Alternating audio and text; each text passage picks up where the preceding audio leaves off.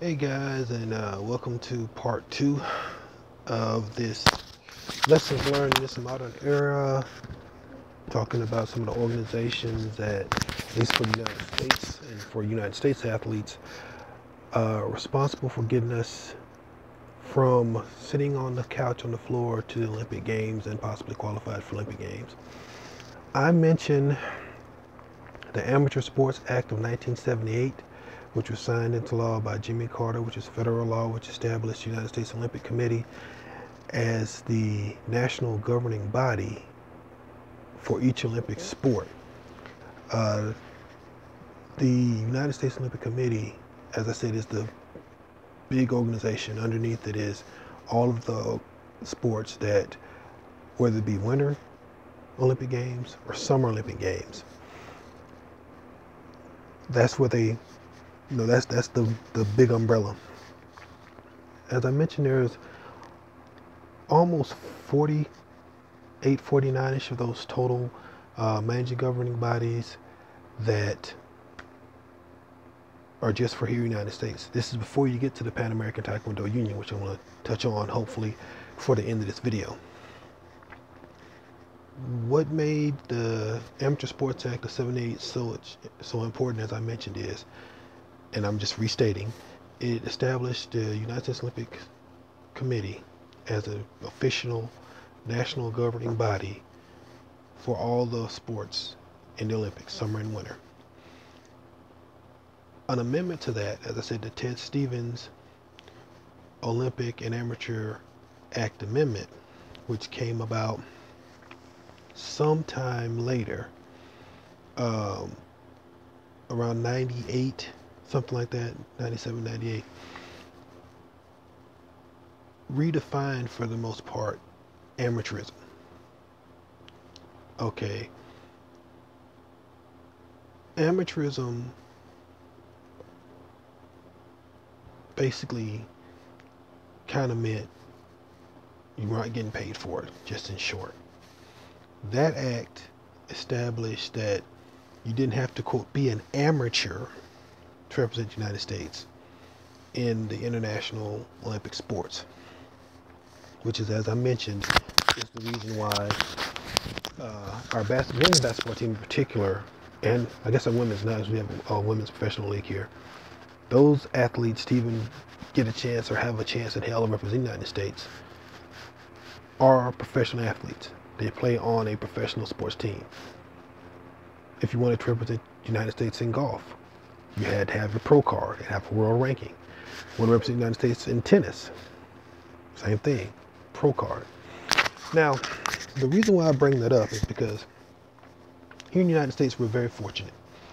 We have college athletics, we have high school athletics, we have, sometimes city league, things like that. So there are a lot of opportunities to participate in sports if that's what you want to do.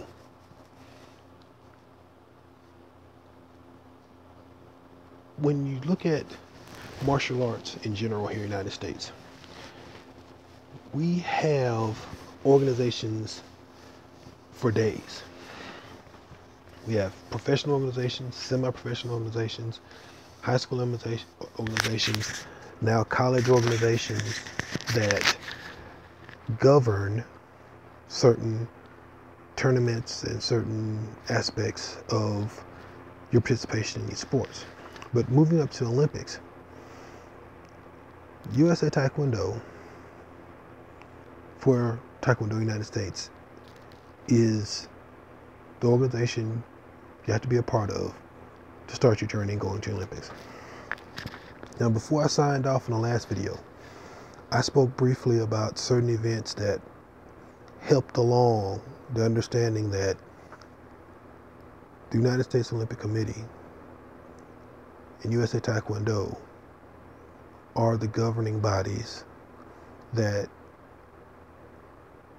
are responsible for getting athletes ready to participate in Olympic Games, Pan Am Games, World Grand Prix, World Championships, etc. The reason why I want to spend a little bit more time clarifying and talking about what's going on with the United States Olympic Committee is because Under that umbrella is where USA Taekwondo gets its authority in the United States. Not in any other organizations, not any other sports marketing groups. It's USA Taekwondo for us here in the United States. Team selection. As I mentioned in the last video, part 1, team selection is something that you really have to look at how dynamic that is these days. I mentioned the fact that, say for instance, I'll give you case in point. You have the Pan Am Championships, you have the Pan Am Open. Pan Am Championships, the individuals who are going to participate in that are more than likely going to be national team members. However, people that get a chance to participate in the Pan Am Open won't be. Something that you shouldn't be confused with is this question, because it's something that gets answered a lot. How can you participate in international events, win a gold medal, but not be on the U.S. national team? And why aren't you on that U.S. national team? That's a complicated question to answer, because with various events, you would hope and think that they'd say, okay,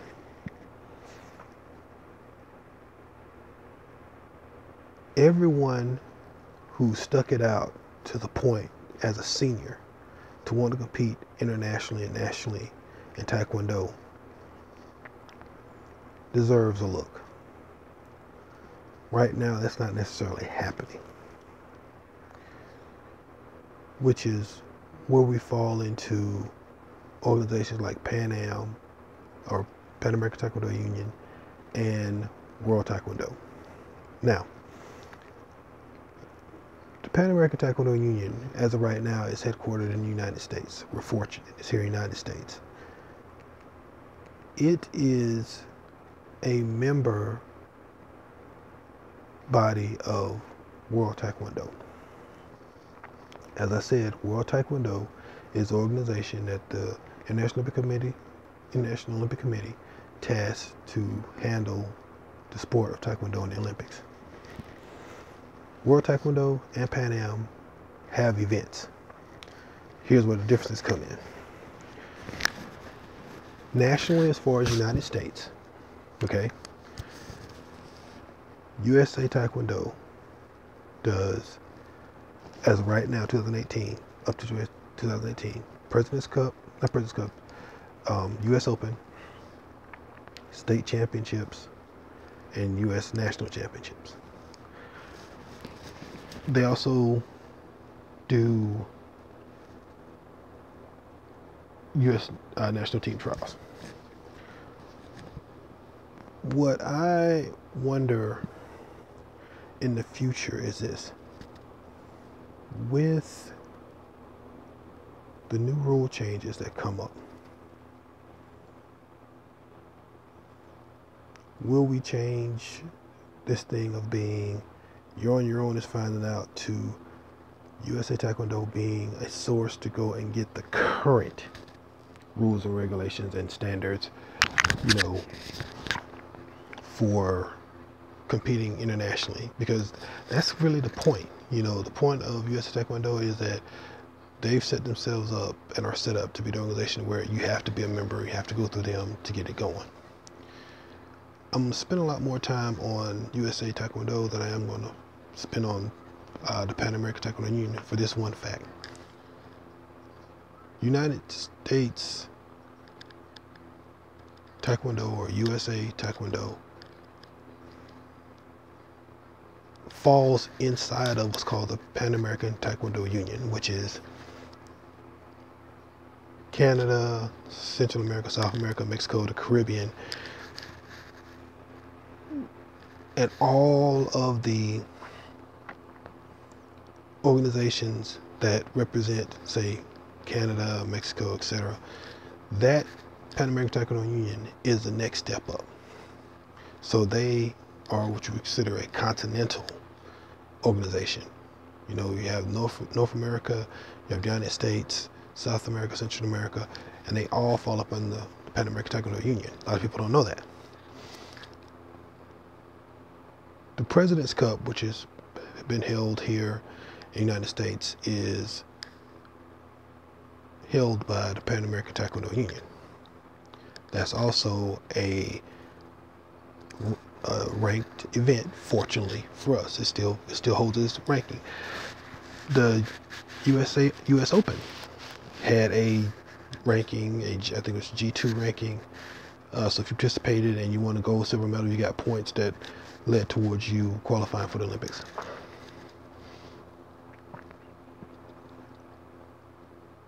The point system, I'm going to dedicate an entire video to it, so we can understand that with the point system, it's not simple as simple as you just showing up. One of the big things that throws a lot of people off is that you have to win medal, gold, silver, or bronze to get points, especially the most points, especially for larger events and bigger events. You don't necessarily get points for showing up for all of them. USAT as an organization, I want to say off the top, I feel is a steady growing and developing organization here in the United States, because the only real constant with sport taekwondo is that it's going to change and evolve. And as I mentioned a couple of videos back, or a video back, now that you have karate in the mix, vying for an opportunity to shine at the Olympic Games, you have a situation where it's just as simple. Who's going to put on the better tournament? Who's going to have the most dynamic athletes? Not necessarily somebody you hype up, but the most dynamic athletes that people will want to come see, that people are going to go see. You have to, excuse me, like I said, we're still on the comfy couch right now. Might go to the studio, might not. Just depends on really how I feel. So just kind of bear with me with the surroundings right now.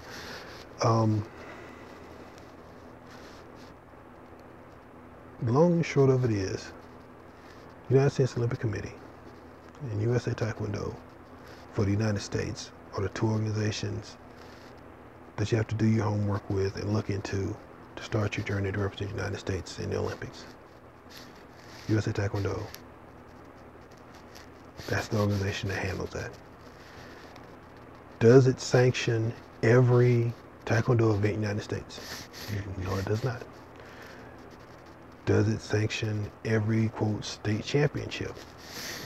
No, it does not. USA Taekwondo has its own sanctioning process, and it sanctions certain state championships. That's why I say, for instance, a state like Alabama, Mississippi, they may have state championships, but those championships may be run by a completely different organization outside of USA Taekwondo, period.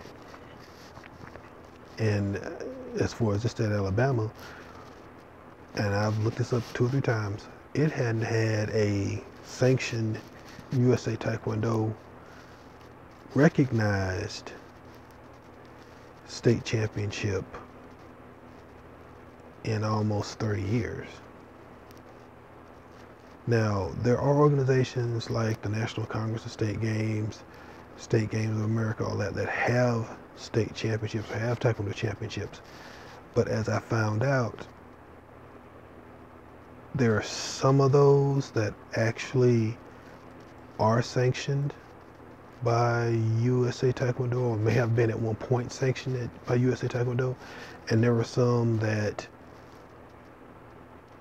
the way they market themselves, you think that they're sanctioned by USA Taekwondo, but actually they're not. And I'll get into tell you something that happened. There were people who were having state game Taekwondo tournaments and state championships all on the same week. Nothing's wrong with that. If that's what's convenient for you, if that's how you can organize it, fine. But here was the problem. People who would sign up for those state championships will be thinking, okay, I'm good to go. I'm a state champion, until they tried to get up to nationals and realized that, okay, no one at the United States National, the US National that's held by USA Taekwondo, sanctioned by USA Taekwondo, do anything about them. That's why I say you had some people that it was ingenious what they did. Now, how honest and straightforward it was, I'll leave that to the expert. But if you stop and think about it, these guys had both a sanctioned state championship the same week or weekend as their state games. Nothing's wrong with that. You know, if it's convenient, good idea. But it's terribly misleading when you iron through the fine print. You have questions like, well, how did he or she qualify and I didn't? I participated in the same tournament. Technically, they hadn't. They participated in the state games, which is a whole organization. I'll do a separate video about it later. And it caused a lot of people to get upset about the fact that they thought that they had qualified for something and come to find out, no, that was a different tournament. Because, how can you, think that you're part of USAT when you're actually not, don't have a membership, and you participate in a sanctioned state tournament when actually you didn't. Moving on to the Panamera Turbo Union. The Panamera Turbo Union is once again for this hemisphere, North America, South America, Central America, and tournaments like President's Cups, Caribbean Championships, possibly could have some help with having a World Championship here. All those things is what PAT2 helps do. It helps speak up and get events for their particular region. It's a coordinated effort because PAT2 and USAT, I'm hoping will have a stronger partnership and understanding on how they're going to conduct themselves and do business here in the future. And that's so important, so vital, so crucial, because I would like to see the World Grand Prix, or at least one of the phases of World Grand Prix, held here in the United States. That would be awesome. I mean, look at the World Grand Prix. You've had World Grand Prix down in Mexico, the Ivory Coast. It's been in the UK a few times. It'd be good to have it here in the United States. And I'm hoping that one day, soon, very soon, if not sooner, that it happens here. Now, Pan American Taekwondo Union is in a very unique spot. It fits right in between World Taekwondo and USAT. It also is an organization that helps qualify international referees. A lot of people don't know that.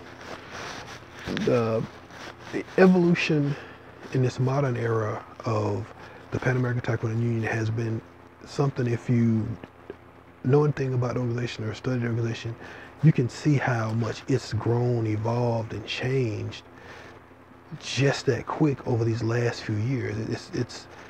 It's one of those things that's encouraging and frightening, once again, just how fast and at what speed it's been moving. Which, don't get me wrong, it's not a bad thing. It's not a bad thing at all. It's just one of those things that you look at, you're like, wow, they're covering a lot of ground. Pan American Taekwondo Union is one of those instances where you have USA Taekwondo, Team Canada, Team Mexico, and all those that it may not necessarily directly have that much to do with its day-to-day, but if you're a referee, you're gonna, if you get a chance, take advantage of some of the opportunities that PAT2 brings to get international referee seminars in the United States, so you don't have to try to travel to Russia all the time, or to Great Britain all the time, or to China all the time, or to Korea all the time. That's one organizations that's strong to help, get those events held here in North America or South America. So if you want to look up some information about the Pan American Taekwondo Union, that'll be patu.org or PATU, and you can go and read everything you ever wanted to know about turtles there. And it's www.patu.org. That's the Pan American Taekwondo Union. And you'll be surprised to find out that for North America, like I said, U.S., Canada, Mexico, Central America, Belize, Costa Rica, El Salvador, Guatemala, just to name a few, and the Caribbean, oh my God, Antigua, Aruba, Bahamas, Barbados, Bermuda, British Virgin Islands, Cayman Islands, South America, Argentina, and I'm leaving out a lot of different countries, but it said, when you get there, you get information, read it, you'll be amazed. As I said earlier before, we're very lucky in the United States that Pan American Taekwondo Union is headquartered here in the United States. And, we're very fortunate this year, 2018, to have the Pan Am Games here, and particularly the Pan Am Championships here. That's very good. That's awesome, because anytime you can have an international event in your country, that's something that as an athlete you will love to see, because that helps you as far as travel, lodging, etc. PATU is pretty cut and dry. I suggest going to their webpage, once again www.patu.org, and getting information. It's a lot of information there, especially information on referee qualifications, referee standards. So if you're interested in some of those things, and Team USA /Taekwondo didn't give you everything you wanted, especially on the referee side, give them a check out. Now I'm going to forewarn you, okay?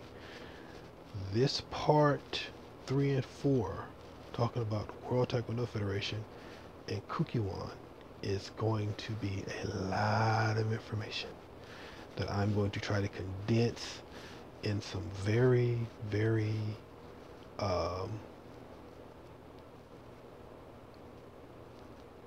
high level outline-ish style when I talk about them, okay? The reason why I'm gonna do it like that is because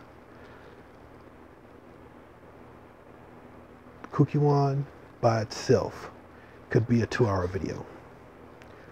World Taekwondo, that's World Taekwondo Federation, that's been rebranded as World Taekwondo, is another almost 2 to 3 hour video by itself. I'm not going to subject you to that. I want to give you the outline of the cliff notes, the websites, the web pages, and I'm going to let you have at it. My goal is to get the information out there to you, give you the web pages that you can go to and check up on and read up on it yourself, talk about some of my experiences, and talk about my journey. Fun fact, I was part of the test team for Rio de Janeiro. Sure was. Jonathan Haley in that test tournament won, I think he won a silver for the U.S. in that. But like I said, I'm speaking for someone who can say, here's what I'm going to do different this journey, qualifying for the Olympics and to make it. But I want to put some information out there for people who, like myself, might just want to have some better guidance and not have to run around like a chicken with their head going off, not understanding and knowing what's going on. Because, like I said, it's information. It's information that once you start reading it, once you get into it, once you find out what's going on, it'll help clarify some things. And that's what I really want to do. I want to try to help as best I can especially here in the United States, athletes understand here's the path that you need to be looking at if you're serious about whatever your next level or next phase of martial arts training is going to be. So this one's a little short. It's not quite 30 minutes like the other one. But I hope that I've given you the web pages, websites, information, part of my experience on USA Taekwondo, so you can go forth and read and study and be better advised and have better knowledge of what you're going to have to do. Training, international travel, etc. to chase your dream and follow your dream, especially here in the United States for Taekwondo.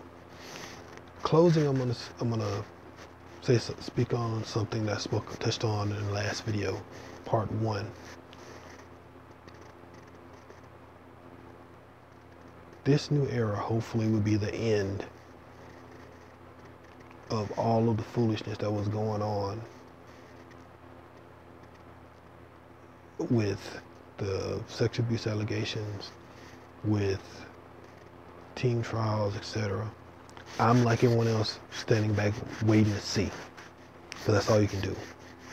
See if it does change. I hope it does.